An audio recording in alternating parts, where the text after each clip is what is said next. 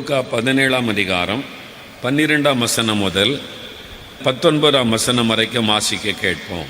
அவர் ஒரு கிராமத்தில் பிரவேசித்த போது குஷ்டரோகமுள்ள மனுஷர் 10 பேர் அவருக்கு எதிராக வந்து தூரத்திலே நின்று, இயேசு ஐயரே, எங்களுக்கு இறங்கும் என்று சத்தமிட்டார்கள்.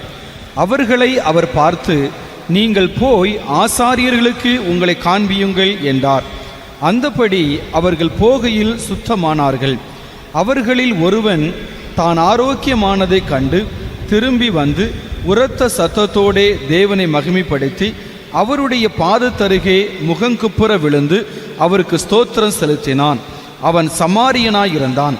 அப்பொழுது இயேசு, சுத்தமானவர்கள் 10 பேர் அல்லவா, மற்ற 9 பேர் எங்கே? தேவனை மகிமைப்படுத்துகிறதற்கு இந்த அந்நியனே ஒழிய மற்றொருவனும் திரும்பி வர காணோமே என்று சொல்லி அவனை நோக்கி, நீ எழுந்து போ, உன் விசுவாசம் உன்னை ரட்சித்தது என்றார். இயேசு ஒரு கிராமத்திற்கு போகிறார். ஒரு 10 பேர் அடங்கின குழுவாக குஷ்டரோக நோயினால் பாதிக்கப்பட்டவங்க இயேசுவண்டே வர்றாங்க. 10 பேர். அவங்கெல்லாம் அந்த நாட்களில் கூட்டமாக தான் வசிப்பாங்க. குஷ்டரோக நோயினால் பாதிக்கப்பட்டவங்க ஊருக்குள்ளே இருக்க முடியாது. ஊருக்கு வெளியில், காட்டு பகுதியில் அல்லது மலைப்பகுதியில், மலை குகைகளில் கூட்டமாக வசிப்பாங்க. ஏன்னா இயேசுவின் நாட்களில் அது ஒரு தீட்டான வியாதியாய் கருதப்பட்டு அவங்கள யாரும் தொடக்கூடாது, அவங்க யாரும் தொட்டாது தீட்டு. அதனால் ஊருக்குள்ளே கூட அவங்கள விட மாட்டாங்க, அவங்கள வெளியில் வைத்திருப்பாங்க. அவங்களுக்கான உணவுகள் அந்தந்த நேரம் கொடுக்கப்படும். ஒரு பரிதாபமான ஒரு வாழ்க்கை. அந்த மாதிரி ஒரு கூட்டமாக இருந்த குஷ்டரோகிகளில் ஒரு 10 பேர் இயேசு இந்த கிராமத்துக்கு வருகிறார் என்பதை கேள்விப்பட்ட உடனே 10 பேர் சேர்ந்து வந்து நிற்கிறாங்க. தூரத்தில் நின்று, பக்கத்தில் போக பயம். அதனால் ஊருக்கு வெளியில் தான் அது நடந்திருக்கணும், ஊருக்குள்ளே வர முடியாது. ஊருக்கு வெளியில் இயேசு வருகிறதை அறிந்து அவங்கெல்லாம் தூரத்தில் நின்று, இயேசு ஐயரே, எங்களுக்கு இறங்கும் அப்படின்னு ஒரு ஜெபம் பண்ணுறாங்க. ஏன்னா இந்த நோயினால் நாங்கள் கஷ்டப்படுறோம், சமுதாயம் எங்களை புறக்கணித்து விட்டார், அதனால் ஒரு அவமானம், அப்படி ஒரு நெருக்கம், எல்லாரும் எங்களை அற்பமாக பார்க்குறாங்க. அப்படி ஒரு மனவேதனை ஒரு பக்கம், சரீர வேதனை ஒரு பக்கம், மனவேதனை ஒரு பக்கம், கஷ்டப்பட்டு கொண்டு இருக்கிறோம். அவங்க இயேசுவை பற்றி கேள்விப்பட்டு வந்து இயேசுவை நோக்கி கூப்பிடுறாங்க. இயேசு அவங்களை பார்க்கிறார், அவங்க மேலே மனதுருகுகிறார். ஐயோ, இந்த மாதிரி நோயில் கஷ்டப்படுறாங்களேன்னு சொல்லி இயேசு என்ன சொன்னார்? நீங்கள் போய் ஆசாரியனுக்கு உங்களை காண்பியுங்கள் என்று ஆண்டவர் சொல்கிறார். எருசலேமில் தான் அந்த ஆசாரியர்கள் இருக்கிறாங்க. ஆசாரியனிடத்தில் போய் உங்களை காண்பியுங்கள் அப்படின்னு ஆண்டவர் சொல்கிறார். ஏன் அப்படி சொல்லணும்? சுகமாகுங்கள்னு சொல்லியிருக்கலாம், நான் உங்களை சுகமாக்கிட்டேன், உன் விசுவாசம் ரட்சித்தது, அப்படி ஏதாவது சொல்லியிருக்கலாம். இயேசு அப்படி தான் எல்லாருக்கும் சொல்லுவார். இவங்களை பார்த்து சொல்கிறார், ஆசாரியனுக்கு உங்களை போய் காண்பீங்க அப்படின்னு சொல்கிறார். ஏனென்றால் இந்த குஷ்டரோக வியாதி கொண்ட மக்களை குறித்த அவனுக்கு என்ன நடக்கும், என்ன செய்யணும், அவங்க சுகமானா என்ன பண்ணணும், இதெல்லாம் பழைய ஏற்பாட்டில் நியாயப்பிரமாணத்தில் எழுதப்பட்டிருக்கிறது. குஷ்டரோக வியாதி கொண்ட ஒரு மனிதன் சுகமானால் ஆசாரியன் இடத்துல போகணும், அவன்கிட்ட போய் காண்பிக்கணும், எனக்கு குஷ்டரோக வியாதி இருந்துச்சு, இப்போ இல்லை. அந்த ஆசாரியன் சோதித்து பார்த்து உனக்கு அந்த வியாதி இல்லைன்னு சொல்லி ஒரு பலி செலுத்த சொல்லுவான். அதை செலுத்தி முடித்த உடனே ஊருக்குள்ளே போயிடலாம். சுகம் பெற்றவர்கள் தான் ஆசாரியனிடத்தில் வருவாங்க, எனக்கு சுகமாயிற்று அப்படின்னு சொல்லுவதற்காக வருவார்கள். அப்படின்னா பழைய ஏற்பாட்டில் அந்த குஷ்டரோகிகளை குறித்த விவரம் எழுதப்பட்டிருக்கிறார். இப்போ இயேசு சொல்லுகிறார், போய் ஆசாரியனுக்கு உங்களை காண்பீங்க. அப்படின்னா என்ன அர்த்தம்? நீங்கள் சுகமாயிட்டீங்க, ஆசாரியன்கிட்ட போய் காண்பீங்க அப்படின்னு சொல்லுகிறார். பார்த்தீங்களா, அவங்க போகிற வழியில் சுகமாயிட்டாங்க. அல்லேலூயா. சுகமாகி ஆசாரியனிடத்தில் போகலை, சுகமாகி விட்டோம் என்ற விசுவாசத்தோடு போகிறாங்க. போகிற வழியில் சுகமாயிட்டாங்க. சரீரத்தில் இந்த நோய் மாறிவிட்டார், அந்த குஷ்டரோக தழும்புகள் மாறிவிட்டார், புண்கள் மாறிவிட்டார், சருமம் மாறிவிட்டது, நல்ல சுகமாயிட்டாங்க. 10 பேர் சுகமாயிட்டாங்க. அது பார்க்குறாங்க, ஐயோ நம்முடைய சரீரத்தில் இந்த வியாதி போயிட்டு, குஷ்டரோக வியாதி மறைந்து விட்டது, நம்ம சுகமாக்கப்பட்டு விட்டோம்னு பார்க்குறாங்க. பார்த்த உடனே உங்களுக்கு என்ன எண்ணம் வந்திருக்கும்? ஐயோ நம்ம வீட்டை விட்டு வந்து எத்தனை மாதம் ஆகுது, எத்தனை வருஷம் ஆகுது, என் மனைவி, என் பிள்ளைங்க, என் பெற்றோர் இந்த குஷ்டரோக வியாதியினால் காட்டுக்குள்ளேயே வாழ்ந்து விட்டேன். எல்லாரும் வீட்டுக்கு ஓடி இருப்பாங்க, வீட்டுக்கு ஓடுறாங்க. எங்கள் அம்மாவை பார்க்கணும், அப்பாவை பார்க்கணும், மனைவியை பார்க்கணும், பிள்ளைகளை பார்க்கணும், நான் சுகமாயிட்டேன் அப்படின்ற ஒரு ஆச்சரியத்தோட சந்தோஷத்தோடு போயிட்டாங்க. ஆனால் ஒரே ஒரு மனிதன், அவன் சமாரியன், அதாவது அவன் தாழ்ந்த ஜாதினி புறக்கணிக்கப்பட்டவன், அவன் திரும்ப இயேசுகிட்ட வர்றான். மற்ற எல்லாருமே அவங்கவுங்க வீடுகளுக்கு போனாங்க, இவன் மாத்திரம் திரும்ப இயேசுவனிடத்தில் வருகிறான். இயேசுவனிடத்தில் வந்து அவருடைய பாதத்தில் விழுந்து நன்றி சொல்லுகிறான். நன்றி சொல்லுகிறான். என்னை சுகமாக்குனீங்களாப்பா, இயேசுவே என்னை சுகமாக்கிட்டீங்களே, உங்களுக்கு நன்றி, உமக்கு ஸ்தோத்திரம். இயேசுவின் பாதத்தில் விழுந்து நன்றி சொல்லுகிறான். பாருங்க, 10 பேர் சுகமானாங்க, ஒருவன் மாத்திரம்தான் நன்றி சொல்ல இயேசுகிட்ட வந்திருக்கிறான். இயேசு அவனை பார்க்கிறார்.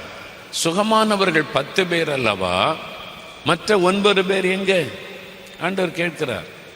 நீ ஒருவன் மாத்திரம் வந்திருக்கிறியே, நீங்க 10 பேர் வந்தீங்க, 10 பேரை நான் சுகமாக்கினேன், மற்ற 9 பேர் எங்க என்று ஆண்டவர் கேட்கிறார். அவருடைய அர்த்தம் என்ன? நன்றி சொல்லுவதற்கு யாருமே வரலையா? நீ ஒரு ஆள் தானே வந்திருக்கிற, மற்ற 9 பேர் நான் என்கிட்ட நன்மை பெற்றாங்களே, அற்புதம் பெற்றாங்களே, அவங்களுக்கு நன்றி சொல்லணுன்ற இருதயமே இல்லையா? நன்றி உள்ள இருதயமே இல்லையா? அவங்க எங்க அப்படின்னு ஆண்டவர் கேட்கிறார். எனக்கு அன்பானவர்களே, இது வருஷத்தின் கடைசி நாட்கள். இந்த வருஷத்தின் ஆரம்பத்தை கண்ட அநேகர் இந்த வருஷத்தின் கடைசி நாட்கள் இப்போ உயிரோடு இல்லை. சிலர் ஆஸ்பத்திரியில் இருக்கிறாங்க. இந்த வருஷத்தை ஆரம்பிக்கும் போது நல்லா தான் ஆரம்பித்தாங்க, இப்போ ஆஸ்பத்திரியில் இருக்கிறாங்க. ஏதோ ஒரு வியாதி, ஏதோ ஒரு பாதிப்பு, ஏதோ ஒரு விபத்து, மரணப்படுக்கையில் சிலர் இருக்கிறாங்க. சிலர் மரித்து போயிட்டாங்க, சிலர் வேதனைக்குள்ளே மூழ்கி போயிட்டாங்க, சிலர் இந்த வெள்ளத்தினால் எல்லாவற்றையும் இழந்து மனசோர்ந்து போய் இருக்கிறாங்க. இந்த மாதிரி ஒவ்வொரு பாதிப்புகள் இருக்கிற மக்களை பாருங்க. ஆனால் நாம் உயிரோடு இருப்பது ஆண்டவருடைய கிருபை. நாம் இன்றைக்கு ஜீவனோடு இருப்பது ஆண்டவருடைய கிருபை. இந்த வருஷத்தின் ஆரம்பத்தை கண்ட நாம் இந்த வருஷத்தின் கடைசி நாட்களை காண்பது ஆண்டவருடைய கிருபை. அப்போ இன்றைக்கு நம்ம தேவ சமூகத்தில் இயேசுவிட்ட வரும்போது எப்படி வரணும்? நன்றி சொல்லுகிற ஒரு நாள் இது. ஆண்டவருக்கு நன்றி சொல்லுகிற நாள். இந்த வருஷம் முழுதும் என்னை பாதுகாத்தீங்களே, உங்களுக்கு நன்றி. இந்த வருஷம் முழுவதும் என் கூட இருந்து எனக்கு உதவி செய்தீங்களே, உங்களுக்கு நன்றி. உன்னில் நான் மகிமைப்படுவேன்னு சொல்லி என் வாழ்க்கையில் அநேக நன்மையான காரியத்தை செய்தீங்களே, உங்களுக்கு நன்றி. என் ஜெபத்துக்கு பதில் கொடுத்தீங்களே, உங்களுக்கு நன்றி. என் ஜெபத்தை கேட்டு எனக்கு சுகம் கொடுத்தீங்களே, உங்களுக்கு நன்றி. என் ஜெபத்தை கேட்டு என் பிள்ளைக்கு சுகம் கொடுத்தீங்களே, அந்த மாதிரி நன்றி சொல்லக்கூடிய ஒரு நாள் இது. இந்த நாளில் நம்ம நன்றி சொல்லணும். கடைசி காலத்தில் அது கொடிதான காலமாக இருக்குமா. 2 தீமோத்தேயு 3:2 அந்த வசனங்களை வாசிக்கும்போது கடைசி காலம் கொடிதான காலமா. அதில் மனுஷருடைய சுபாவம் எப்படி இருக்குமா? ஜனங்கள் நன்றி அறியாதவர்களாக இருப்பாங்க, நன்றி கெட்டவர்களாக இருப்பாங்க. நன்றி அறியாதவர்கள், நன்றி கெட்டவர்கள், ஒரு நன்மைக்கு நன்றியோடு நடந்து கொள்ள மாட்டாங்க. கடைசி காலத்தில் மனிதர்கள் அப்படி தான் இருப்பாங்க. ஆனால் நீங்கள் அப்படி இருக்கக்கூடாது அப்படின்னு ஆண்டவருடைய வார்த்தை சொல்லுகிறார். நீங்கள் நன்றி உள்ளவர்களாக இருக்கணும். அப்போ ஆண்டவர் நமக்கு செய்த நன்மைகளுக்கு நம்ம நன்றி சொல்லணும். ஒரு ஃபார்ம் ஃபில்அப் பண்ணுறோம் பேங்கில் அல்லது போஸ்ட் ஆஃபீஸில் அல்லது ரயில்வே ஸ்டேஷனில், பெண்ணு கொண்டு போகலை, பக்கத்தில் உள்ள ஐயா கொஞ்சம் பெண்ணு கொடுப்பீங்களா, ஒரு நிமிஷத்தில் எழுதிடுறோம். திருப்பி கொடுக்கும்போது என்ன சொல்லுவோம்? தேங்க்ஸ், ரொம்ப நன்றி. ஒரு நிமிஷம் எழுதுறதுக்கு பெண்ணு கொடுத்தா அதுக்கு ஒரு நன்றி சொல்கிறோம், தேங்க்ஸுங்க அப்படின்னு சொல்லுகிறோம். ஒருத்தர் வந்து நமக்கு ஒரு ஹெல்ப் பண்ணிட்டா அவங்களுக்கு உடனே ஒரு நன்றி சொல்லுகிறோம். பஸ்ஸில் போகிறோம், நீங்கள் உட்கார்றதுக்கு ஒரு இடம் கொடுத்து ஒருத்தர் எழுப்பி கொடுத்துட்டா அவங்களுக்கு எவ்வளோ நன்றி சொல்கிறீங்க, கை கோப்பை நன்றி சொல்கிறீங்க, நன்றி, தேங்க்யூ சொல்கிறோம். ஒரு நன்றி உள்ள இருதயம். நமக்கு ஒரு சின்ன ஹெல்ப் பண்ணி இருக்கிறாங்க, உதவி செய்கிறாங்க, அவங்களுக்கு ஒரு நன்றி சொல்லுவார். இந்த வருஷம் முழுவதும் ஆண்டவர் செய்த நன்மைகளை நினைத்து பாருங்க, எவ்வளவு நன்மைகளை அவர் செய்திருக்கிறார். இந்த வருஷத்தில் ஆண்டவர் எனக்கு ஒரு நன்மையுமே செய்யலை அப்படின்னு யாராவது சொல்ல முடியுமா? இந்த வருஷத்தில் ஆண்டவர் எனக்கு ஒரு நன்மையுமே செய்யலைங்க. நன்மை செய்தால் தானே நன்றி சொல்ல முடியும். ஒரு நன்மையும் செய்யலையே அப்படின்னு யாராவது சொல்ல முடியுமா? நீங்க உயிரோடு இருப்பதே அவருடைய கிருபை தான். நம்ம செய்த பாவத்திற்கு அவர் தண்டனை கொடுத்திருந்தா யார் நிலை நிற்க முடியும்? இல்ல, அவருடைய கிருபை. நம்ம உயிரோடு இருப்பதே அவருடைய கிருபை. எத்தனை பேர் விபத்தில் மரித்து போனார்கள். இந்த வருஷத்தின் ஆரம்பத்தில் உயிரோடு இருந்தவங்க எத்தனை பேர் இன்றைக்கு உயிரோடு இல்லை. அப்ப ஆண்டவருடைய கிருபை. நாம் இன்றைக்கு உயிரோடு இருப்பது அவருடைய கிருபை. நல்ல சரீர சுகத்தோடு இருப்பது அவருடைய கிருபை. ஆஸ்பத்திரி போய் பாருங்க, என்னங்க ஆச்சு? ராத்திரி படுக்கும்போது நல்லா தான் படுத்தேன், காலையில் எழும்பும் போது ஒரு கை விளங்காமல் போய்விட்டாரு, காலையில் எழும்பும் போது என் காலை பயன்படுத்த முடியாமல் ஆகிவிட்டாரு. நல்லா தான் இருந்தேன், எனக்கு ஒண்ணுமே இல்லை, நல்ல சுகமா இருந்தேன். திடீர்னு ஒரு வலி வந்துச்சு, ஒரு சின்ன வலி தானே, நீ டாக்டர்கிட்ட போனா கேன்சர் அட்வான்ஸ் ஸ்டேஜ் ஆகிவிட்டாரு, இனிமே காப்பாற்ற முடியாதுன்னு சொல்றாங்க. எத்தனை கொடிதான நோயினால பாதிக்கப்பட்டு இப்படி கலங்கி இருக்கிற மக்கள் இந்த உலகத்தில் இருக்கிறாங்க. ஆனா உங்களை ஆண்டவர் பாதுகாத்திருக்கிறார். நோய்களுக்கு விலக்கி பாதுகாத்திருக்கிறார், விபத்துகளுக்கு விலக்கி பாதுகாத்திருக்கிறார். சாத்தானுடைய கிரியைகள், மந்திரவாதங்கள், பில்லி சூனியங்கள் இந்த நாட்டில் பெருகி இருக்கிறாரு. எத்தனையோ பேர் பாதிக்கப்பட்டு வந்து நிற்கிறாங்க. யாரோ எனக்கு பில்லி சூனியம் செய்துட்டாங்க, ராத்திரெல்லாம் தூங்க முடியலன்னு சொல்லி. ஆனா தேவன் உங்களை பாதுகாத்திருக்கிறார். சாத்தானுடைய எல்லா தந்திரங்களுக்கும் தீங்குக்கும் விலக்கி பாதுகாத்திருக்கிறார். ஆண்டவருக்கு நம்ம நன்றி சொல்ல வேண்டுமே. யோசித்து பாருங்க, உங்களுக்கு ஒரு வேலை கிடைக்க பண்ணி இருக்கிறார். இந்த வருஷம் எனக்கு நல்ல வேலை ஆண்டவர் கொடுத்தார், இந்த வருஷம் வேலையை நான் பெற்றுக்கொண்டேன்னு சொல்றேங்க, கை வைத்துங்க. அப்படி இருக்கிறவங்க நல்ல வைத்து காண்பீங்க. நிறைய பேர் 100 கணக்காக இருக்கீங்க. இந்த வருஷம் உங்களுக்கு வேலை கொடுத்திருக்கிறார். ஆண்டவருக்கு நன்றி சொல்லணும். அல்லேலூயா சொல்லுங்க, அல்லேலூயா. இந்த வருஷம் எங்களுக்கு கற்பத்தின் கனி ஆண்டவர் கொடுத்தார், குழந்தை செல்வத்தை கொடுத்தார். அப்படி சொல்றவங்க கை வைத்துங்க. இந்த வருஷம் குழந்தை கொடுத்தார்னு நிறைய பேர் கை வைத்து இருக்கிறீங்க. நிறைய பேர் கை வைத்து ஆண்டவருக்கு நன்றி சொல்லுங்க. அல்லேலூயா, அல்லேலூயா. கர்த்தருக்கு நன்றி.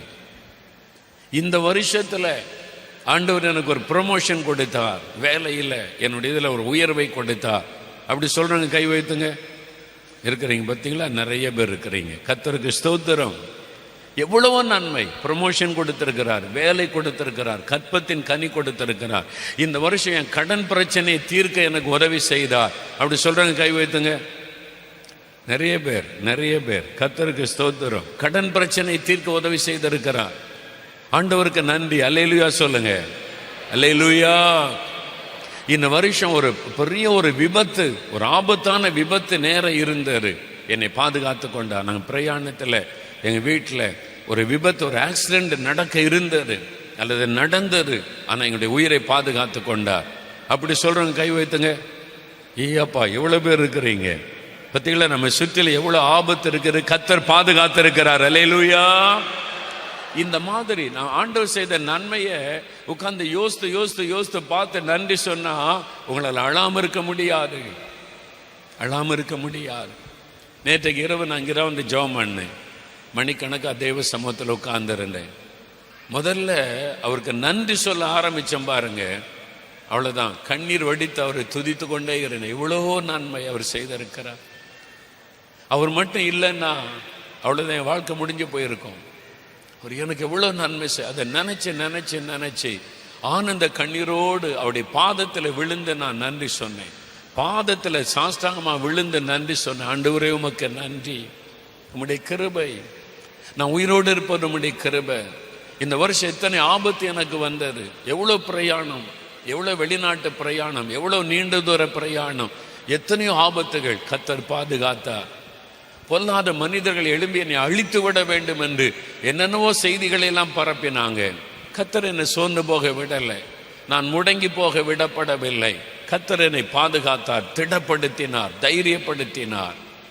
எத்தனையோ பில்லு சொன்னியும் செஞ்சாங்க. பிசாசெல்லாம் புறப்பட்டு வந்த வழியா ஓடி போச்சு. அவர் சொன்னார், அங்கெங்க மந்திரவாதம் பண்றாங்க, ஒன்று என்னை சேதப்படுத்த கர்த்தர் விடவில்லை. எவ்வளோ பேர் செஞ்சு பார்த்தாங்க.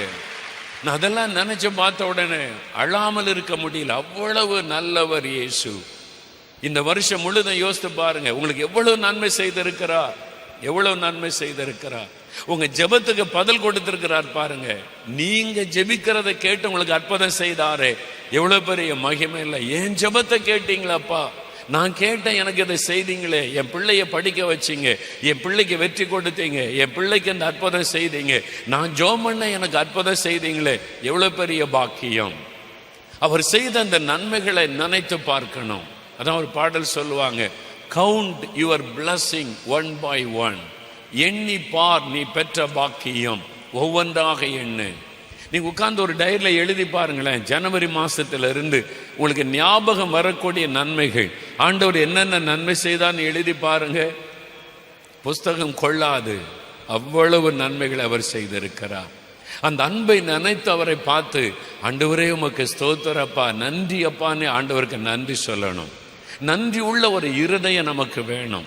இந்த மனிதன் பாருங்கள், இயேசுவிட்ட திரும்பி வந்து பாதத்தில் விழுந்து அவருக்கு நன்றி சொல்லுகிறான். நான் அப்படிதான் செய்கிறேன். அவருடைய பாதத்தில் சாஷ்டாங்கமாக விழுந்து ஆனந்த கண்ணீரோடு அவருக்கு நான் நன்றி சொன்னேன். மனதுக்கு ரொம்ப சந்தோஷமாக இருந்தார். அவருக்கு நன்றி சொல்லி பாருங்க, நன்றி சொல்லி பாருங்க.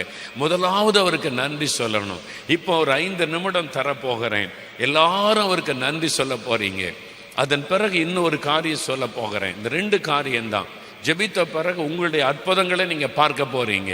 நீங்க கேட்காமலேயே உங்களுக்கு அற்புதம் நடக்க போகிறாரு. இன்னைக்கு பெரிய அற்புதங்களை கர்த்தர் செய்ய போகிறார். இப்போ நன்றி சொல்ல போகிறேன். எல்லாரும் எழுந்து நில்லுங்க. அவங்க எல்லாரும் அவங்கவுங்க ஜெபிக்க போறீங்க. நான் உங்களுக்கு டைம் தர போகிறேன். 5 நிமிடம் தருவேன். நீங்க எல்லாரையும் மறந்துடணும். உங்க கண் முன்னால இயேசுவை மட்டும் நிறுத்தணும். இயேசு மட்டும் நிறுத்துங்க. கர்த்தரை மாத்திரம் உங்களுடைய கண் முன்னால நிறுத்தி, உங்களுக்கு முன்னால நான் வந்திருக்கிறப்பா, நன்றி சொல்ல வந்திருக்கிறேன்னு சொல்லுங்க. Lord, I have come to your presence to give thanks, O Lord. உமக்கு நான் நன்றி சொல்ல வந்திருக்கிறேன்னு சொல்லுங்க. இந்த வருஷம் முழுதும் எனக்கு எவ்வளவு நன்மை செய்திருக்கிறீங்க, நன்றி ஆண்டவரே. அதை சொல்லி சொல்லி சொல்லி நன்றி சொல்லணும். எல்லாம் கண்களை மூடுங்க. அருகில் இருக்கிறவங்கள மறந்துருங்க. உங்க கண் முன்னால இயேசுவை நிறுத்துங்க. நீங்களே நல்ல வாய் திறந்து சத்தமா, யாரை குறித்து வெட்கப்படாதுங்க. நன்றி ஏசப்பா, உங்களுக்கு நன்றி. இயேசு ராஜா, உங்களுக்கு நன்றி. என் தகப்பனே, உங்களுக்கு நன்றி அப்பா. நன்றி ஆண்டவரே, எனக்கு எவ்வளவு நன்மை செய்திருக்கிறீங்க. என்னை ரட்சித்தீங்க, என்னை அபிஷேகம் பண்ணினீங்க. இந்த வருஷம் என்னை பாதுகாத்தீங்க. என் ஜெபத்திற்கு பதில் கொடுத்தீங்க. என் பிள்ளைகளை ஆசீர்வதித்தீங்க. எனக்கு குழந்தை செல்வத்தை கொடுத்தீங்க ஆண்டவரே. கடன் பிரச்சனையை மாற்றி கொடுத்தீங்க. எனக்கு நல்ல வேலை கொடுத்தீங்க. என் பிள்ளைகளை ஆசீர்வதித்தீங்க. நீங்களே நன்றி சொல்லுங்க. நன்றி சொல்ல 5 நிமிடம். நான் ஒன்று சொல்ல போறதில்லை. நீங்களே ஜெபிக்கணும். ஜெபம் பண்ணுங்க. நன்றியோடு ஸ்தோத்திரம் பண்ணுங்க.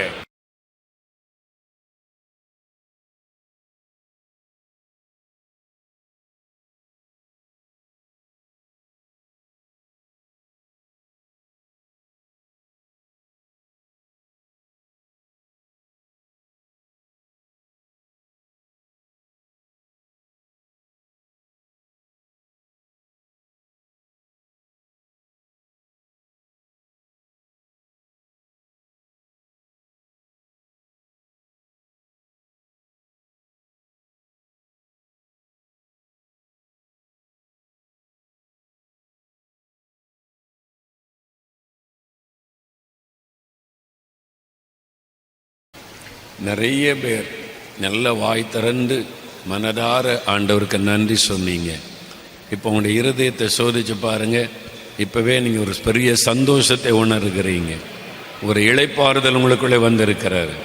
அந்த பாரமெல்லாம் விலகி இருக்கிறார். அல்லேலூயா. ஒரு நன்றி உள்ளவர்களாக நம்ம காணப்படணும். ஆண்டவர் செய்த நன்மைகளுக்காய் துடிப்பார். 2வது, இன்னும் ஒரு காரியம். நம்ம புது வருஷத்திற்குள்ளே செல்ல போகிறோம். ஒரு புதிய ஆண்டுக்குள்ளே அடியெடுத்து வைக்க போகிறோம். இப்போ ஆண்டவரிடத்தில் செய்த நன்மைகளுக்காக நன்றி கூறிட்டோம். அடுத்த நம்ம ஒன்று செய்யணும். பாவ அறிக்கை ஜெபம் செய்யணும். இந்த வருஷத்தில் நம்ம எங்கெல்லாம் தவறு செய்தோம், என்னென்ன மிஸ்டேக் நம்ம விட்டு இருக்கிறோம், என்னென்ன காரியத்தில் குறைபாடுகள் நம்முடைய வாழ்க்கையில் காணப்பட்டது, நம்முடைய ஆவிக்குரிய வாழ்க்கையில், பிஸ்னஸில், வேலையில், நம்முடைய குடும்பத்தில், நம்முடைய ஊழியத்தில் என்னென்ன தப்பு நம்ம பண்ணினோம். பவுல் சொல்லுகிறார், நாம் எல்லாரும் அநேக காரியத்திலே தவறுகிறோம். தவறு செய்யாத மனிதன் கிடையாது. நம்ம கடவுள் கிடையாது, நம்ம மனிதர்கள். அதனால் பரிசுத்தமாக வாழ முயற்சி பண்ணுகிறோம், பிரயாசப்படுகிறோம். ஆனாலும் சில தவறுகள் நம்முடைய வாழ்க்கையில் நடந்து விடுகிறது. அதனால தான் நமக்கு பாவம் இல்லை என்போமானால் நம்மை நாமே வஞ்சிக்கிறவளாக இருப்போம் என்று வசனம் சொல்லுகிறார். எனக்கு பாவமே இல்லை, இந்த வருஷம் நான் பாவமே செய்யலை அப்படின்னு யாராவது சொல்ல முடியுமா? இந்த 2015 வருஷம் நான் ஒரு பாவமும் செய்யவில்லை அப்படின்னு சொல்லக்கூடியவங்க யாராவது இருக்கிறீங்களா? அந்த பரிசுத்தவானை நான் பார்க்கட்டும். யாருமே சொல்ல முடியாது. நீங்கள் என்ன, உங்களுடைய மனசாட்சி வாதிக்கும், எப்படி நீ கை வைத்துற அப்படின்னு சொல்லி. நம்ம எல்லாருமே குறை உள்ளவர்கள், மனிதர்கள், தவறுகிறவர்கள். சில தவறுகளை நாம் செய்திருக்கிறோம். ஒருவேளை கோபப்பட்டிருக்கலாம், எரிச்சல் பட்டிருக்கலாம், உங்களுடைய குடும்ப சமாதானம் அதனால் பாதிக்கப்பட்டிருக்கலாம். மனைவி கிட்ட எரிச்சல், கோபம், சண்டை, புருஷனுக்கு கீழ்ப்படியாமல் உங்கள் விருப்பப்படி நடந்து புருஷனை துக்கப்படுத்தினர். பிள்ளைகள் பெற்றோருடைய உள்ளத்தை துக்கப்படுத்தினர். போமா, உனக்கு தெரியாது, நான் இப்படி தான் செய்வேன், உனக்கு என்ன தெரியும். பெற்றோரை புறக்கணித்தது. அதனால் அவங்க எவ்வளோ துக்கப்பட்டிருக்காங்க, காயப்படுத்தப்பட்டிருக்கிறாங்க. உங்கள் பெற்றோரை நீங்கள் காயப்படுத்தி இருக்கலாம், உங்கள் பிள்ளைகளை நீங்கள் காயப்படுத்தி இருக்கலாம். பிள்ளைகளை நான் சொல்கிறபடி தான் கேட்கணும். நீ என்ன நினச்சிக்கிட்டு இருக்க? பிள்ளைகளை புரிந்து கொள்ளாமல் கோபத்தை உண்டாக்கி பிள்ளைகளை கோபப்பட வைத்து வருத்தப்பட வைத்திருக்கலாம். அதெல்லாம் கூட பாவம்தான், அதெல்லாம் கூட தவறுகள் தான். வேலை செய்கிற இடத்துல 9 மணிக்கு வேலைன்னா 9:15 போகிறது. 15 நிமிஷம் லேட்டுன்னா டெய்லி ஒரு காரணம். அது பஸ் வர லேட்டாச்சு, வீட்டில் ஒரு லேட்டாச்சு. அப்போ வேலையில் உண்மை இல்லை, ஒர்க்கில் உண்மை இல்லை, ஏமாற்றுகிறோம். அது ஒரு பாவம், தவறு. நமக்கு வேலை கொடுத்தவங்க நம்ம மேலே நம்பிக்கை வச்சு தானே வேலை கொடுத்தாங்க, நீங்கள் ஒழுங்காக வந்து வேலை செய்வீங்கன்னு சொல்லி. ஆனால் நீங்கள் சாக்கு போக சொல்லி ஏமாற்றி கொண்டு இருக்கிறீங்க. வியாதியே வந்திருக்காது, ஆனால் சிக்கு லீவ் எடுத்துருவோம். பொய் தானே? வியாதியே இல்லாமல் சிக்கு லீவ் எடுத்தா அது பொய் தானே? பொய் சொல்லி வேலைக்கு லீவ் எடுத்திருக்கிறோம். அது பொய். தேவன் அதை கவனிக்கிறார். ஏமாற்றுகிற பாவம் செய்திருக்கிறோம், உண்மை இல்லாத பாவம் செய்திருக்கிறோம். வேலையில் உண்மை இல்லை. நமக்கு வேலைக்கு கொடுத்துருக்கிற அந்த எஜமானுக்கு உண்மை இல்லை. வேலை செய்கிற இடத்துல கடினமாக உழைக்கலை, சோம்பேறித்தனமாக உட்காந்துட்டு சும்மானாலும் போயிட்டு சும்மானாலும் வந்து சம்பளம் வாங்குகிறோம். கடினமாக உழைக்கலை, அதெல்லாம் ஒரு பாவம். நேரம் நம்ம நினைக்கிற பாவம்னா அப்படி சிகரெட்டு ஊதுறதும் சினிமா பார்க்குறதும் இதான் பாவம்னு நினச்சிக்கிட்டு இருக்கிறோம். அதை விட நிறைய பாவங்கள் உள்ளே இருக்குது. ஓட்டை, வீட்டில் உண்மை இல்லை, உங்களுடைய வேலையில் உண்மை இல்லை, பிஸ்னஸில் உண்மை இல்லை, ஏமாற்றி சம்பாதிப்பது, இதெல்லாம் பிஸ்னஸ் நேக் அப்படின்னு சொல்லுவார். ஆண்டவர் பார்க்குறார். நீ தப்பு பண்ணிட்டு பிஸ்னஸ் நேக்குன்னு நான் சொல்கிற, அது பாவம். உன் பிஸ்னஸில் நீ பாவம் செய்திருக்கிற, மக்களை ஏமாத்துற, அது ஒரு பாவம். ஆனால் பைபிள் வாசிக்கிறோம், ஜெபிக்கிறோம். ஆனால் இதில் நம்முடைய ஜெப குறைவு ஒரு பாவம். எத்தனை பேர் ஒழுங்காக டெய்லி காலையில் எழும்பி ஜெபிச்சிருக்கிறோம், காலையில் எழும்பி வேதம் வாசித்து தியானிச்சிருக்கிறோம், தேசத்துக்காக ஜெபம் பண்ணுவோன்னு வாக்கு கொடுத்தோமே, எத்தனை பேர் அதில் தவறி இருக்கிறோம். நம்ம தவறுதலுக்கு ஆண்டவர் தண்டனை கொடுத்தாருன்னு வைங்க, ஒருத்தராவது இங்கே நிலை நிற்க முடியாது. ஜெபிக்கிறேன்னு சொன்ன ஜெபம் பண்ணல, உனக்கு தண்டனை கொடுக்குறேன்னு சொன்னால் என்ன ஆகுது? அப்போ வேதம் வாசிக்காமல் ஜெபம் பண்ணாமல் நாட்களை வீணாய் கழித்த நேரம் எத்தனை யோசித்து பாருங்க. ஜெபம் பண்ண வேண்டிய நேரம் ஜெபம் பண்ணாமல், வேதத்தை தியானிக்க வேண்டிய நேரத்தை தியானம் பண்ணாமல் நம்ம நேரத்தை வீணாக்கி இருக்கிறோம். அதெல்லாம் பாவம் தானே? அப்போ இந்த வருஷத்தில் செய்த பாவம் அடுத்த வருஷத்தில் தொடரக்கூடாது. அப்போ அந்த அறிக்கையிடணும், ஆண்டவரே இந்த வருஷத்தில் என்னென்ன தவறுகள் எல்லாம் என்கிட்ட இருக்குது, நான் இதிலெல்லாம் தவறி விட்டேன், ஜெபம் பண்ண தவறி விட்டேன், வேதத்தை தியானிக்க தவறி விட்டேன், ஆத்தும ஆதாயம் பண்ண தவறி விட்டேன், சுவிசேஷத்தை அறிவிக்க தவறிவிட்டேன், நான் உண்மையாக இருக்க தவறிவிட்டேன், உண்மையற்ற நிலைமையில நடந்து கொண்டேன், அதெல்லாம் அறிக்கையிடணும். என்னால் சிலர் பாதிக்கப்பட்டாங்க, அவங்களுடைய உள்ளம் என்னால் பாதிக்கப்பட்டு விட்டாரு, என் நிமித்தமாக அவங்க துக்கம் அடைஞ்சிட்டாங்க, நான் மற்றவங்களை வேதனைப்படுத்திட்டேன், மற்றவங்களை காயப்படுத்திட்டேன், என்னை மன்னியும். அந்த பாவத்தை ஒத்துக்கொண்டு அதை அறிக்கையிடுவார். பாவத்தை நாம் அறிக்கை செய்தால் எல்லா அநியாயத்தை இன்னைக்கு சுத்திகரிக்க அவர் உண்மை உள்ளவராக இருக்கிறார். யோசுவா 3:5 வாசிக்கும் போது, இன்றைக்கு உங்களை பரிசுத்தம் பண்ணிக்கொள்ளுங்க, நாளைக்கு கர்த்தர் உங்களுக்கு அற்புதம் செய்வார். நீங்கள் அற்புதத்தை பெறணும், ஆசீர்வாதம் பெறணுமானா இன்றைக்கு உங்களை பரிசுத்தப்படுத்தி கொள்ளுங்கள் என்று சொல்லப்படுகிறது. ஒரு புது வருஷத்தில் நம்ம ஆசீர்வதிக்கப்படணுமானா இந்த வருஷத்தில் நம்ம பரிசுத்தத்துக்கு ஒப்பு கொடுக்கணும். இந்த வருஷத்தில் என்னென்ன மிஸ்டேக் பண்ணோம் உட்காந்து எழுதி பாருங்க. என்னென்ன மிஸ்டேக் பண்ணோம்? ஜெபம் பண்ண தவறிட்டோம், பைபிள் வாசிக்க தவறிட்டோம், சர்ச்சுக்கு போக தவறி விட்டோம், ஒழுங்கு ஆலயத்துக்கு போகலை, ஆண்டவருக்கு கொடுக்கறதுல தப்பு பண்ணி இருக்கிறோம், மற்றவங்களை நேசிக்கிறதுல தவறு செய்திருக்கிறோம், உண்மையாக நேசிக்கலை. சத்துருவு கூட ஆண்டவர் நேசிக்க சொன்னார், ஆனால் நேசிக்கிறவங்களுக்கு கூட நம்ம நேசிப்பதில்லை. மற்றவங்களுடைய உள்ளத்தை காயப்படுத்தி இருக்கிறோம், மற்றவங்களை துக்கப்படுத்தி இருக்கிறோம், அடுத்தவங்க பொருளை திருடி இருக்கிறோம். அடுத்தவங்களுடைய பொருள் உங்கள் வீட்டில் இருக்குதா? யோசித்து பாருங்க. அடுத்தவங்க பொருள் உங்கள் வீட்டில் இருக்குதா? ஒரு புஸ்தகம் படிக்கிறதுக்கு வாங்கிட்டு வந்தால் கூட அதை திருப்பி கொடுத்துடணும். உங்கள் வீட்டில் போய் சோதிச்சு பாருங்கள், அடுத்த வீட்டில் இருக்க வேண்டிய பொருள் உங்கள் வீட்டில் இருக்குது, அடுத்தவங்களுடைய புஸ்தகம் உங்கள் வீட்டில் உட்கார்ந்துருக்குது, அது திருப்பி கொடுக்கணும். அது பாருங்க, சகையை சொல்கிறான், யாரிடத்திலாவது நான் அநியாயமாக வாங்கியிருந்தா 4 திரும்ப கொடுத்துட்றேன், திரும்ப கொடுத்துறேன்றான். திரும்ப கொடுத்துடணும். அடுத்தவங்க சொத்துக்களை நீங்கள் எடுத்திருந்தால் திருப்பி கொடுத்துடணும். கடன் வாங்கியிருந்தால் திருப்பி கொடுக்கணும். கடன் வாங்கி அது குறித்து சிலர் கவலைப்படலை. கடன் வாங்கிட்டோம், அவங்க திருப்பி கேட்டால் இப்போ கொடுக்க முடியாது, என்கிட்ட இல்லை, ராங்காக பதில் சொல்லுவார். அப்போ நான் கொடுத்துட்றேன் அப்படின்னு அன்பாக சொல்லலாம். கொடுக்க பிரயாசப்படாமல் இருப்பதே ஒரு பாவம். துன்மார்க்கன் கடன் வாங்கி திரும்ப செலுத்தாது இருக்கிறான். கடன் வாங்கிட்டு நீங்கள் திரும்ப கொடுக்கலன்னா துன்மார்க்கன் என்று வசனம் சொல்லுகிறாரு. ஒரு துன்மார்க்கனை ஆண்டவர் எப்படி ஆசீர்வதிக்க முடியும்? யார்கிட்ட கடன் வாங்கியிருந்தா எழுதுங்க, ஆண்டவரே இந்த கடனை திருப்பி கொடுக்கணும். 5 ரூபா வாங்கியிருந்தா கூட திருப்பி கொடுத்துருங்க. 5 ரூபா தானே அப்படின்னு நினைக்காதுங்க. 5 ரூபாயில் உங்களுக்கு உண்மை இல்லைன்னா 5000 எப்படி உண்மையாக இருப்பீங்க? சின்னதில் உங்களுக்கு உண்மை இல்லை. 5 ரூபா கடன் வாங்கினா கூட உடனே கொடுத்துருங்க. அவங்க அவசரமாக கடன் வாங்கினதை திருப்பி கொடுத்துடணும். நீங்கள் கடன்காரங்களாக இருக்கக்கூடாது. அல்லது அவங்கள்ட்ட போய் இந்த வருஷம் நான் கொடுத்துடலான்னு நினச்சேனால முடியல, நான் வருகிற வருஷத்தில் அந்த பணத்தை திரும்ப கொடுத்துருவேன்னு சொல்லி அவங்கள கன்வின்ஸ் பண்ணணும். அவங்க உங்களை பற்றி வேதனை, கடன் வாங்கி என்னை ஏமாத்திட்டான்னு வேதனைப்படுற மாதிரி நடந்து கொண்டீங்கன்னா அது உங்களுக்கு சாபமாகிவிடும். அது கூட சரிப்படுத்தணும். கடன் வாங்கினதை திருப்பி கொடுத்துடணும். கடன் வாங்கிட்டு சிலர் மறந்துட்டு சும்மா அலைவாங்க. கடன் வாங்கிட்டு 4 மாதத்தில் தந்துடுவேன்னுட்டு 4 வருஷமாகி அதை பற்றி கவலையே படாமல் அலைவது பாவம். அந்த பாவத்தை விட்டு மனம் திரும்பணும். ஆண்டவரே, நான் கடன் வாங்கிட்டேன், என்னை நம்பி கடன் கொடுத்தாங்க, நான் அதை திரும்ப கொடுத்துருவேன். நீங்கள் கடன்காரங்களா புது வருஷத்தில் போகக்கூடாது.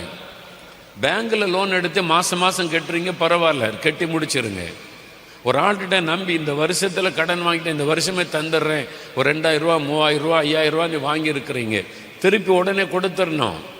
இல்லைங்க வழியே இல்லையே அப்படின்னு கேட்டால் 10 பவுனில் செயின் தொங்குது இல்லை கழுத்தில், அதை வித்தாவது கடனை கொடுத்துருங்க. அதான் உங்களுக்கு ஆசீர்வாதம். 5000 ரூபா கடன் வச்சுட்டு 50 பவுன் நகை வச்சுருப்பாங்க, திருப்பி கொடுக்க வழியே இல்லைம்பாங்க. வழி எங்கே இல்லை? நகையாக இருக்குல்ல, அதை வித்தாவது கடனை அடைச்சிட்டு சந்தோஷமாக இருங்க. கர்த்தர் உங்களுக்கு 50 பவுனுக்கு 1000 பவுன் தருவார். அவரால் ஆசீர்வதிக்க முடியும். ஆனால் நீங்கள் உண்மையாக இருக்கணும். நீங்கள் உண்மையாக இருக்கணும்ல. கடன் வாங்கின ஆளுக்கு திருப்பி கொடுக்கணும் இல்லை. அதில் உண்மை இல்லைன்னா தேவன் எப்படி உங்களை ஆசீர்வதிக்க முடியும்? அதனால கடன் வாங்கியிருந்தா அடுத்தவங்க பொருள் உங்கள்கிட்ட இருந்தால் திருப்பி கொடுத்துருங்க. யாருடைய பொருளையாவது அநியாயமாக வாங்கியிருந்தா திரும்ப கொடுத்துருங்க. உங்களுடையது அல்லாத எந்த பொருளும் உங்கள் வீட்டில் இருக்கக்கூடாது. மற்றவங்களுடைய பொருள் உங்கள் வீட்டில் இருக்கக்கூடாது. அது தேடி கண்டுபிடிச்சு திரும்ப கொடுத்துருங்க. இந்த வருஷத்துக்குள்ள எல்லாத்தையும் செட் ரைட் பண்ணுங்க. கடன் கொடுக்கணுமா அவங்கள்ட்ட போய் பேசுங்க. ஒன்று கடனை திருப்பி கொடுங்க, அல்லது அடுத்த வருஷம் நான் கடனை தந்துடுறேன்னு போய் அவங்கள்ட்ட போய் நேரில் பேசுங்க. சும்மா வீட்டில் உட்காந்துக்கிட்டு தந்தாங்க, எனக்கு பணம் வந்தால் தான் தருவேன்ல, எனக்கு இல்லை அதனால தான் நான் தரல, நான் ஜோம் பண்ணிக்கிட்டே இருக்கேன்ல, இப்படி கோபத்தெல்லாம் பேசுனா அதுவே ஒரு பாவம். நீங்கள் கடன் வாங்கினவர்கள், அவங்கள்ட்ட போய் அன்பாக சொல்லுங்க, இந்த வருஷம் கொடுக்க முடியல, நான் அடுத்த வருஷம் எப்படியாவது பிரயாசப்பட்டு இவ்வளோ நாளைக்குள்ள கடனை தந்துடுறேன் அப்படின்னு அவங்கள சமாதானப்படுத்துங்க. அப்படி இல்லாமல் வீரம் பேசாதங்க, நம்முடைய தவறை ஒத்துக்கொள்ள வேண்டும். அதனால என்னென்ன காரியத்தை சரிப்படுத்தணும், என்னென்ன பாவங்கள் இருக்கிறது.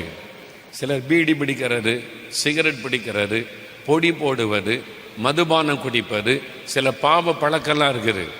இன்னைக்கு அதை அறிக்கை செய்து, ஆண்டவரே இதுவரை இந்த பாவம் எனக்கு இருந்துச்சு, இனிமேல் இந்த பாவம் வேண்டாம், என்னை ஒப்பு கொடுக்கிறேன், என் பாவத்தை எனக்கு மன்னியும். இந்த வருஷத்தில் என்னென்ன பாவம்லாம் நான் செய்துட்டேன், மாமியார்கிட்ட சண்டை போட்டு திட்டி கோபமான வார்த்தையெல்லாம் பேசிட்டீங்களா, ஒப்புரவாயிருங்க. இந்த வருஷத்துக்குள்ள 31ஆம் தேதிக்குள்ளே போய் ஒப்புரவாயிருங்க. நான் பேசின தப்பு தான், என்னை மன்னிச்சிருங்கன்னு கேளுங்க. நீங்கள் ஒன்றும் குறைஞ்சே போக மாட்டீங்க, கர்த்தர் உங்களை ஆசீர்வதிப்பா. மாமியார் மருமகள்கிட்ட போய் மன்னிப்பு கேளுங்க, நான் தான் உன்னை கொடுமைப்படுத்திட்டேன், என்னை மன்னிச்சிருமா அப்படின்னு மன்னிப்பு கேளுங்க, கர்த்தர் உங்களை ஆசீர்வதிப்பார். அவதான மருமகள் திமிர் பிடிச்சவா, என்கிட்ட வந்து மன்னிப்பு கேட்கட்டும் அப்படின்னுலாம் இருக்காரு. உங்களுக்கு திமிர் இருக்குது, அதனால தான் அவள் வந்து மன்னிப்பு கேட்கட்டும்ன்றீங்க. உங்கள் திமிரை விட்டு மனம் திரும்பணும்.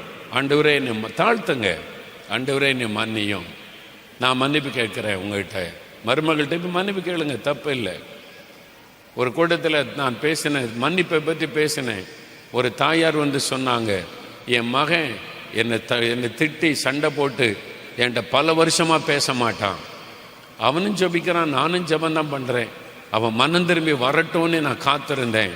இன்னைக்கு ஆண்டவர் என்கிட்ட பேசினாரு, மகளே நீ உன்னை தாழ்த்தி உன் மகன்கிட்ட போய் பேசுன்னு சொன்னார். இது வரைக்கும் நான் வைராக்கியமாக இருந்தேன், என் மகன் மனம் திரும்பி வந்த பார்க்குறான்னு சொல்லி. இப்போ நான் போய் மகன்கிட்ட பேசினேன், மகனே இது மாதிரி பேசாமல் இருக்கிறது ஆண்டவருக்கு பிரியமில்லாத காரியம் ஒப்புரவானேன். உடனே என் மகனை என் கையை பிடிச்சிட்டு அழுதான். எனக்கு மனசுக்கு ரொம்ப சந்தோஷமாக இருக்குது. தவறை ஒத்துக்கொள்ளுங்க, பாவத்தை ஒத்துக்கொள்ளுங்க. பாவத்தை ஒத்துக்கொள்வது தான் ஆண்டவருக்கு ரொம்ப பிரியம். ஆண்டவரே நான் தப்பு பண்ணிட்டேன், என் பாவத்தை மன்னியும். நேற்றுக்கு இதே இடத்துல நான் உட்காந்து ஜெபிக்கும் போது முதல்ல ஸ்தோத்திரம் பண்ணேன், அடுத்தது இதே மாதிரி பாவ அறிக்கை ஜெபம் பண்ணேன். நான் என்னென்ன மிஸ்டேக் விட்டேன் இந்த வருஷத்தில், அதெல்லாம் உட்காந்து யோசித்து பார்த்தேன்.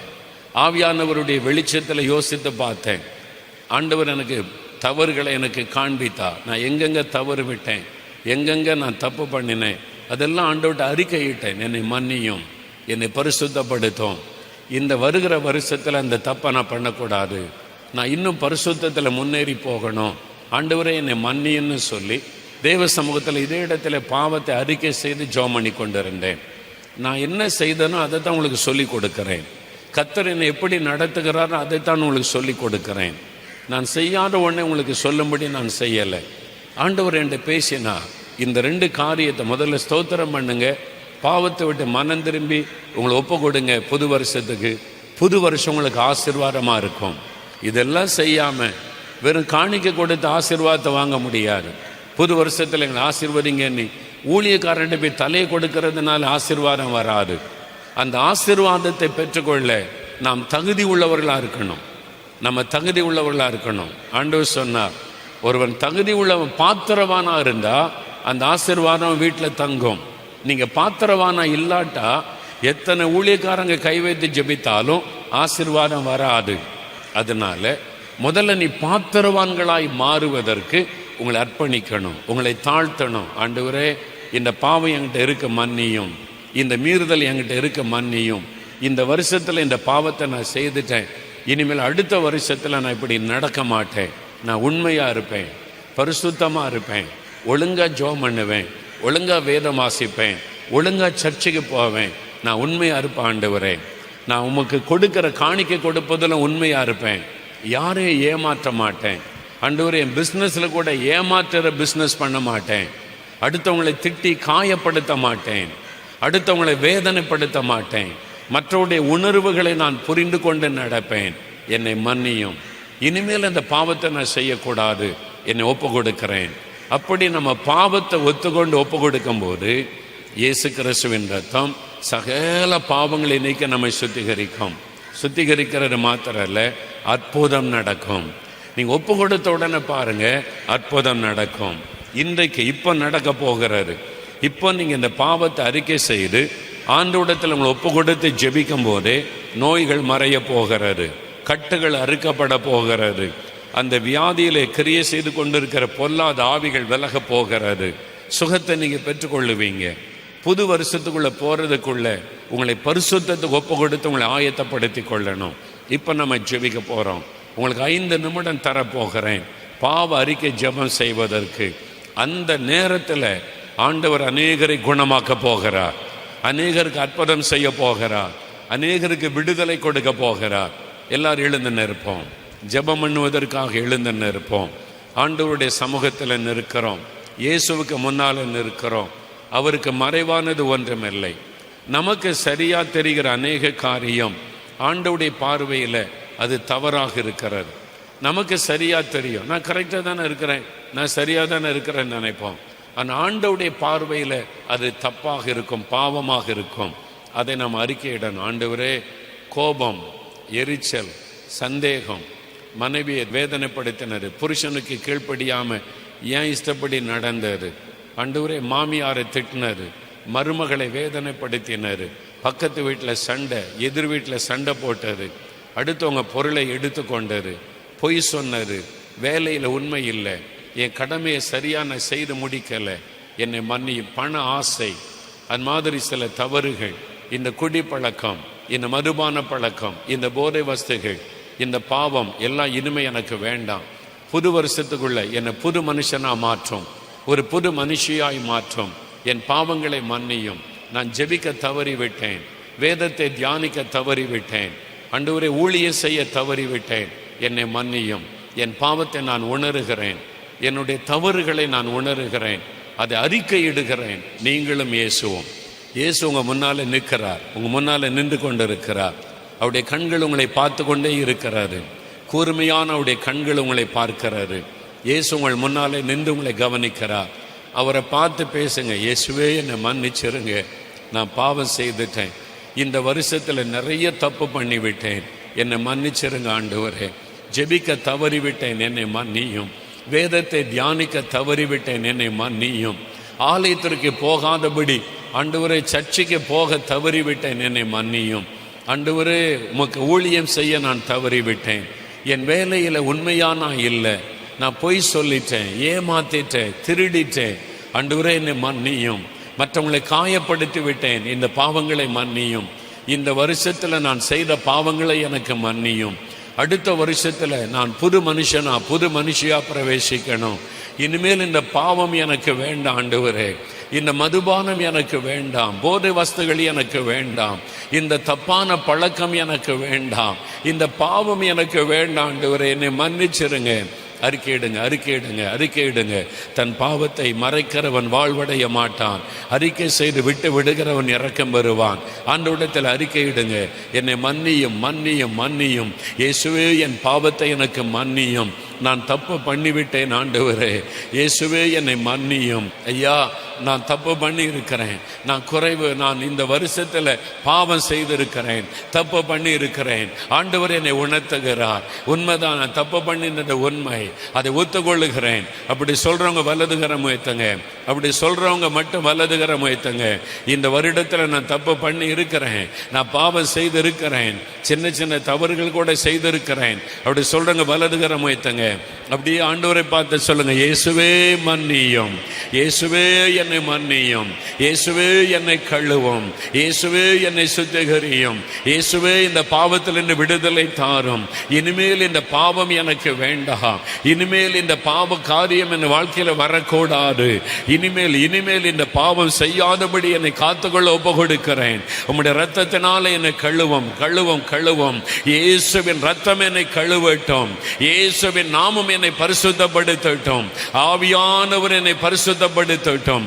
ஆவியானவர் ஆவியானவர் ஆவியானவர் இறங்குகிறார், பரிசுத்தப்படுத்துகிற ஆவியானவர் இறங்குகிறார். இப்பொழுது பரிசுத்தப்படுத்துகிற ஆவியானவர் இறங்குகிறார். அநேகர் மேல் அக்னியாய் அவர் இறங்குகிறார். சுத்திகரிப்பின் ஆவியானவர் இறங்குகிறார். சுத்திகரிப்பின் ஆவி இறங்குகிறது. பெற்றுக்கொள்ளுங்க. பரிசுத்த ஆவியின் வல்லமையை பெற்றுக்கொள்ளுங்க. அந்த அபிஷேகம் இறங்க இறங்க இறங்க விடுதலை பாவ கட்டுகள் அறுக்கப்படுகிறது. மதுபான பழக்கம் விலகட்டும் இயேசுவின் நாமத்தினால். அந்த குடி போதைகள் விலகட்டும் இயேசுவின் நாமத்தில். போதை வஸ்துகள் விலகி போகட்டும். அந்த கட்டுகள் அறுக்கப்படுவதாக. போதை வஸ்துகளை கொண்டு வருகிற ஆவியின் கட்டுகள் அறுக்கப்படட்டும். இன்றைக்கு கூட அந்த போதை வஸ்துகள் விலகி போகட்டும். அந்த மதுபானங்கள் விலகி போகட்டும். கோபம், எரிச்சல், வைராக்கிய பகைகள் இயேசுவின் நாமத்தில் விலகி போகட்டும். புறங்கூறுவது, குறை சொல்லுவது, சண்டை போடுவது, எரிச்சல் கொள்ளுவது, அந்த பாவங்கள் எல்லாம் ஒளியட்டும். இயேசுவின் ரத்தம் என்னை கழுவட்டும். அக்னி என் மீது இறங்கட்டும். பரிசுத்தாவின் அக்னி இறங்கட்டும். சுத்திகரிப்பு உண்டாகட்டும். இயேசுவின் நாமத்தில் சுத்திகரிப்பு உண்டாகட்டும். Thank you Lord.